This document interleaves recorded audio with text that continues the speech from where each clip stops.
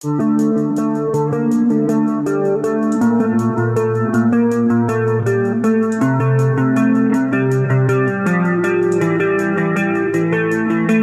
Friends, Radhe Radhe सभी को। कैसे हैं आप सब? आई होप आप सब बहुत बहुत अच्छे होंगे।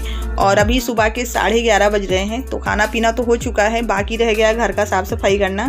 क्योंकि जब से सर्दियां स्टार्ट हुई हैं मैं सुबह में पोछा नहीं लगाती हूँ, सिर्फ झाड़ू लगाती हूँ। क्योंकि झाड़ू लगाना तो बहुत ज़रूरी होता है। आपको पता ही है कि जो हमारे धर्म में कहा जाता है कि सुबह झाड़ू लगाने से घर की दरिद्रता दूर होती है और लक्ष्मी जी का आगमन होता है। तो झाड़ू तो लगाते हैं लेकिन पोछा नहीं लगाते हैं, क्योंकि मेरे पैरों में बहुत ज़्यादा सूजन हो जाती है। जैसे जैसे सर्दी स्टार्ट होगी ना, मेरे लिए प्रॉब्लम बढ़ती ही जाएगी। तो सुबह सभी लोग मना करते हैं, मम्मी भी मना करती हैं कि पोछा मत लगाया करो। लेकिन दोपहर तक इतना गंदा हो जाता है घर ना कि देखने लायक नहीं बचता है। और सुबह में जब पानी का काम रहता है ना, यहीं पर नल के पास तो सारा काम रहता है, बच्चे नहाते हैं और जितना भी काम है सब नल के पास ही है, तो पूरे घर में पानी दिखने लगता है। लेकिन ये है कि बाद में पोछा लगाओ ना तो फिर पूरा दिन घर साफ़ सुथरा बना रहता है।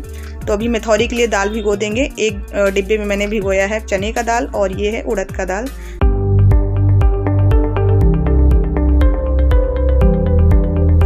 और जब गर्मी होती है तो धूप देखने का मन नहीं करता है, लेकिन इस टाइम धूप में जब आ जाओ ना तो घर जाने का मन नहीं करता है।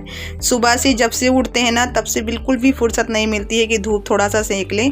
तो अभी इस टाइम जब मैं धूप में आई हूँ ना तो ऐसा लग रहा है यहीं पे बैठी रहूँ। तो मम्मी ने कहा बैठ जाओ, थोड़ी देर धूप ले लो, उसके बाद जाना घर।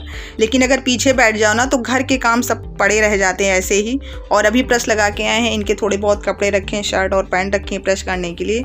तो मैं अभी बैठूंगी नहीं, अभी जाऊंगी अंदर, वहाँ के काम निपटा लूँगी, उसके बाद आऊँगी। और आज की धूप रोज़ से थोड़ी सी ज़्यादा मुझे लग रही थी, इसीलिए मैंने आज गेहूँ भी डाल रखा है। और आज मम्मी की ड्यूटी लगा दी है गेहूँ ताकने में। आज हम अंदर के काम निपटा रहे हैं। अगर छत पे डाल देना तो फिर मुझे ताकना पड़ता है, लेकिन अगर पीछे कोई सामान डाल दो तो फिर मम्मी देखे रहती हैं आराम से। और चलो फिर अब थोड़ा सा तैयार व्यार हो गए हैं और प्रेस करके अब सीधा जाएंगे, धूप में बैठेंगे और मिलते हैं आपसे सीधे रात को। क्योंकि बीच में मैंने कुछ भी शूट नहीं किया, पूरा दिन आराम किया।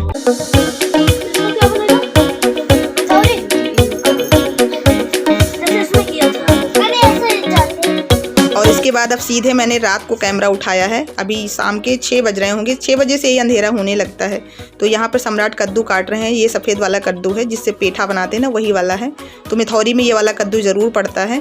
और इसको छूने के बाद में कहते हैं सब लोग ना कि अगर आप अपने बाल छू लो तो बाल सफ़ेद हो जाते हैं। लेकिन अब तो फ़िलहाल किसी चीज़ को छूने की ज़रूरत नहीं है, ऐसे ही बाल सफ़ेद होते जा रहे हैं। लेकिन इन लोगों को मैंने बोल दिया है कि साबुन से अच्छे तरीके से बाल नहीं, हाथ धुल लो। और उसके बाद ये देखिए दाल पूरी फूल चुकी है। और ये जो छिलके वाली दाल थी उड़द की, मैंने इसको अच्छे से साफ़ कर लिया, इसका छिलका पूरा उतार दिया है। और मम्मी को वो वाला टब दे दिए हैं, उसमें कद्दू वो अपना घिस करके रखेंगी। और उसके बाद इन लोगों को दूध दे दें, तब हम लगेंगे मेथौरी वाले काम में, नहीं तो भी टाइम लगेगा मुझे दाल वाल पीसने में। और यहाँ पर जैसे ही विराट ने देखा कि हम दूध लेके आ रहे हैं तो अपनी आंखें बंद करके लेट गए थे, बोल रहे थे हमको दिखता नहीं है कुछ। लेकिन मैंने कहा कि जो भी जीतेगा उसको एक चॉकलेट मिलेगी, तो आज जल्दी से ख़त्म कर लिए हैं चॉकलेट के लालच में। और अभी इस टाइम इनको बिना हॉर्लिक्स के दूध दे रही हूँ। क्योंकि पहले तो हमको मलाई जैसे लगता था, हम एक बार में एक साथ में पूरा पी डालते हैं, मलाई जैसे नहीं लगता। मलाई नहीं रहता, हम छान करके आपको दूध देते हैं ना, रोज बताते हैं छना हुआ दूध। ये देखो मामा, अभी आपको शुरू से कलर दिखाते हैं। ये हमने कमल पे कलर करा था। हाँ, पेट भर गया हमारा। अरे वाह, विराट तो बहुत अच्छा कलर कर लेते हैं। देखें, वाकई में आप कलर बहुत अच्छा करते हैं, बिल्कुल फिनिशिंग के साथ है, कहीं भी इधर उधर कलर नहीं गया है। वाओ, और ये तो गलत है, ये तो बेकार कर दिए हो। ये वाला बहुत अच्छा है, वेरी गुड, वाओ ब्यूटीफुल। आप तो सच में बहुत अच्छा कलर करते हो विराटू, मन खुश कर दिया आपने, मन खुश कर दिया आपने भाई। Wow wow.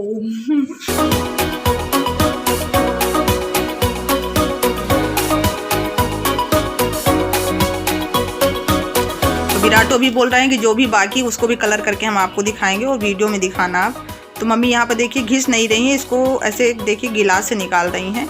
क्योंकि मम्मी कहती है ना कि मुझे घिसा हुआ कद्दू नहीं अच्छा लगता मेथौरी में, तो वो ऐसे ही अपना निकालती हैं और बड़ा अच्छा निकाल लेती हैं। देखिए कितना महीन निकल रहा है, बड़े ट्रिक से निकालती हैं, मुझसे नहीं बनता तो मम्मी ये वाला काम कर देती हैं।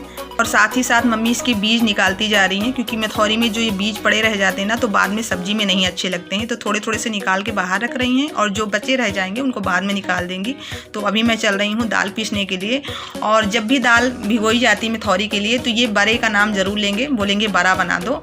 और मेरे यहाँ ऐसा कहा जाता है कि जब मेथौरी बनाते हैं तो बड़े का नाम नहीं लेना चाहिए, नहीं तो बादल हो जाते हैं, बारिश होने लगती है। तो मम्मी पहले से ही मना किए रहती हैं सबको कि बड़ा का नाम मत लेना, लेकिन इनकी आदत है मम्मी को चिढ़ाने की। दरअसल कुछ ऐसा होता है ना कि बच्चे चाहे जितने बड़े हो जाएं, माँ बाप के लिए बच्चे ही रहते हैं, तो मम्मी को चिढ़ाने के लिए ज़रूर बड़ा का नाम लेंगे कि बड़ा बना दो।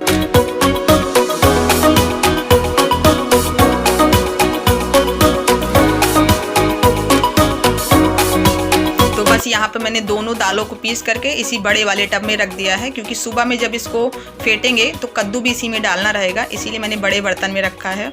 और दाल में मैंने थोड़ी सी हींग भी गाड़ दी है ताकि इसकी खुशबू जो है पूरे दाल में अच्छे तरीके से मिल जाए। तो बस ये सारा काम करते हुए मेरे पैर बहुत ज़्यादा ठंडे हो गए थे, तो इन्होंने कहा थोड़ा सा पैर अपने सेक लो, नहीं तो तुम्हें बहुत ज़्यादा प्रॉब्लम हो जाएगी। मतलब जब भी ठंडी लगती ना तो मेरा सर दर्द चालू हो जाता है और पेट दर्द चालू हो जाता है, तो बहुत ज़्यादा प्रॉब्लम हो जाती है। तो इसीलिए मैं लापरवाही नहीं करती हूँ। अगर मैं दिन भर पानी में रहती हूँ या मुझे लगता है कि पैर बहुत ठंडे हो रहे हैं तो फिर मुझे कुछ भी मिलता है ना तो उसको जला करके सबसे पहले पैर सेक करके ही लेटते हैं। और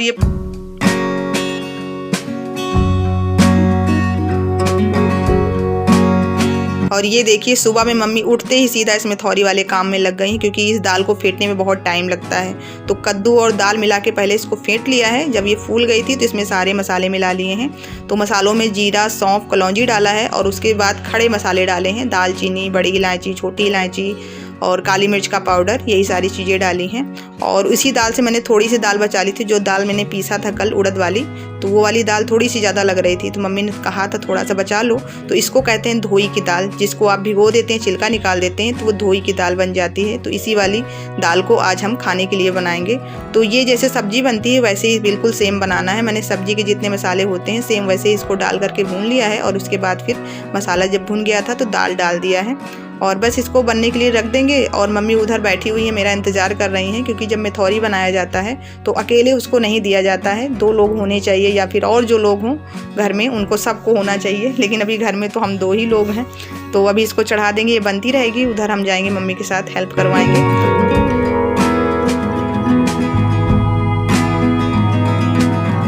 तो मम्मी ने यहाँ सारी व्यवस्था कर ली, केवल मेथौरी बनाना है। तो जब भी हम लोग मेथौरी बनाते हैं तो मेथौरी बनाने के पहले बीच में थोड़े से लंबे लंबे मेथौरी टाइप में बनाई जाती हैं। इनको खाया नहीं जाता है, केवल सिर्फ बना के देखा जाता है। और मेरी दादी सिर्फ 2 बनाती थी, लेकिन मम्मी यहाँ पर 5 बना रही हैं। और इसमें अब सिंदूर लगाना है, तो जितने भी लोग मेथौरी बनाते हैं साथ में उन सबको इसमें सिंदूर पहले टीका करना है सिंदूर से, उसके बाद फिर मेथौरी बनाना है। और मेरी दादी तो बोला करती थी कि ये बीच में जो बनते हैं ये दूल्हा दुल्हन है, और फिर चारों तरफ जो मेथौरी बनाई जाती है वो पूरे बाराती हैं। तो सबके आगे कुछ अलग अलग रिवाज होते हैं। यहाँ पर मम्मी ने 5 बनाया है, और इसमें देखिए मैं भी सिंदूर लगा रही हूँ। इसके बाद फिर मेथौरी बनाएंगे पूरे में।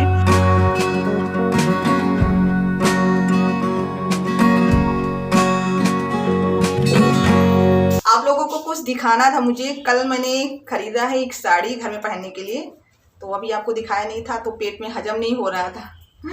तो ये रही वो साड़ी। ये देखिए, ये नीचे का एरिया है और ये ऊपर का एरिया है। सिल्क की साड़ी है, लेकिन जो वो बिल्कुल मोटे टाइप में सिल्क होता है ना, वो वाला सिल्क नहीं है भाई। सिल्क की साड़ियाँ जो है मुझे बहुत कम पसंद है। अब पूछो क्यों? क्योंकि उनको पहनने के बाद आप बाई चांस घूंघट करते हो ना तो बाहर कुछ भी नहीं दिखता है। मेरे साथ एक बार क्या हुआ, पहले जो चाइना की साड़ी चलती थी ना, मेरी शादी के दौरान चल रही थी वो साड़ियाँ, तो उसमें से 1-2 साड़ी मेरे पास रखी थी। वैसे ज़्यादा मुझको पसंद नहीं थी, तो वो वाली साड़ी मैंने ली ही नहीं थी मम्मी से। तो एक साड़ी रखी थी, मैं पहनकर उसको मार्केट गई थी और मैंने पल्लू कर रखा था, क्योंकि शुरू में पल्लू किया जाता है, ज़्यादा पल्लू किया जाता है, जैसे जैसे टाइम बीतता है थोड़ा सा कम करना हो जाता है। तो बाहर हम मार्केट गए हुए थे, कुछ सामान लेना था और मैंने पल्लू कर रखा था। सामने से गाड़ी आ रही थी ना, मुझे गाड़ी नहीं दिखी कि इधर से जा रही है इधर से जा रही है, वो सीधे सामने आकर मेरे रुक गई। गाड़ी बंद की, बाकायदा बाहर निकला वो आदमी, उसने बोला मैडम जी आप ऐसी साड़ी पहनिए जिसमें बाहर दिखे, या तो आप घूंघट मत कीजिए। सच बता रही हूँ, इतना ज़्यादा मैं शर्मा गई थी उस टाइम में ना कि पूछिए मत। मेरे मुंह से आवाज़ नहीं निकल रही थी, मैं इसको क्या जवाब दूँ, क्या बोलूँ। तो इसीलिए मैं मोटी साड़ियों को बिल्कुल अवॉइड करती हूँ। जो हल्की साड़ियाँ होती हैं वो पहनने में भी आरामदायक होती हैं, और साथ में आप चाहे घूंघट करो या फिर कैसे भी आप रहो, उसमें कोई दिक्कत नहीं होती है। तो अभी इसका ब्लाउज बनाएंगे और निकालेंगे इसको घर में पहनने के लिए। अभी थोड़ी सर्दी चल रही है ना, तो ये साड़ी आराम से चल जाएगी पहनने के लिए। गर्मी में नहीं पहन सकते हो, इन साड़ियों में हवा नहीं पास होती, बहुत गर्मी लगती है गर्मी में। तो गर्मियों में तो ज़्यादातर मैं सूट ही पहनती हूँ। तो जा रहे हैं इसका ब्लाउज सिलने के लिए और फाल लगाएंगे, इसको फिट करेंगे और जल्दी में इसको निकालेंगे पहनने के लिए। तो यहीं पर वीडियो को एंड करते हैं। वीडियो पसंद आए तो वीडियो को लाइक कीजिए और नए हो तो चैनल को सब्सक्राइब कर लीजिए। मिलते हैं कल आपसे, तब तक के लिए आप लोग अपना ख्याल रखिए। Bye bye.